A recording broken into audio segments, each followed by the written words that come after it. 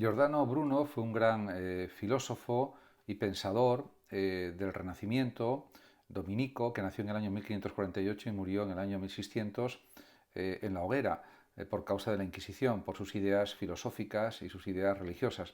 Realmente él defendía que había un Dios infinito y que el universo también lo era, también era infinito.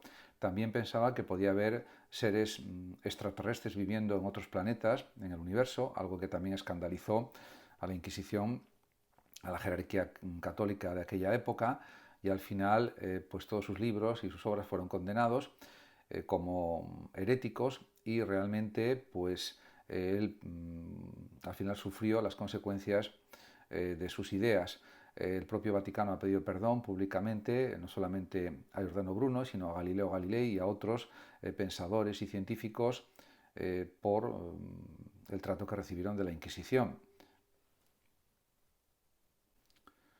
Los ensayos de Michel de Montaigne, que es un gran escritor y filósofo francés que nació en 1533 y murió en 1592, parten de una actitud escéptica ante la vida, ante la realidad, ante las cosas del mundo, pero también podemos decir que es un pensador humanista, del humanismo más bien renacentista del siglo XVI.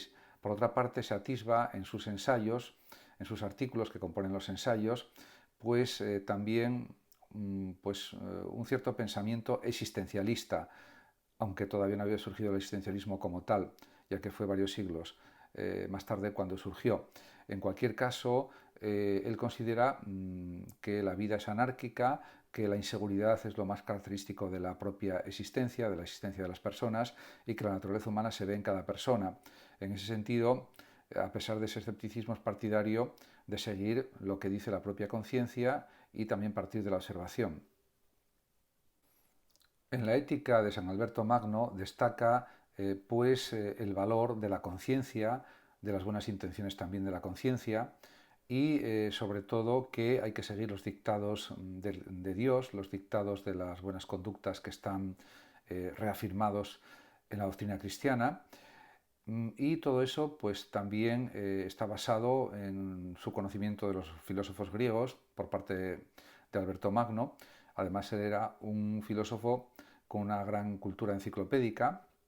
Escribió, pues aparte de sobre el alma, sobre otras muchas cuestiones teológicas, filosóficas, y también era un gran especialista en ciencias naturales. Además, Alberto Magno fue maestro y amigo de Tomás de Aquino, también otro gran teólogo y filósofo de la época del siglo XIII, y realmente pues sus obras siguen siendo leídas en la actualidad, en traducciones al español, por ejemplo, y su influencia es enorme. La ética de Pedro Abelardo, que es un gran pensador escolástico que con su obra Sic et Non pues elaboró lo que es el propio método escolástico, que fue también un gran teólogo, aparte de un gran filósofo. Aparte de sus otras obras muy importantes, destaca también su libro titulado Conócete a ti mismo.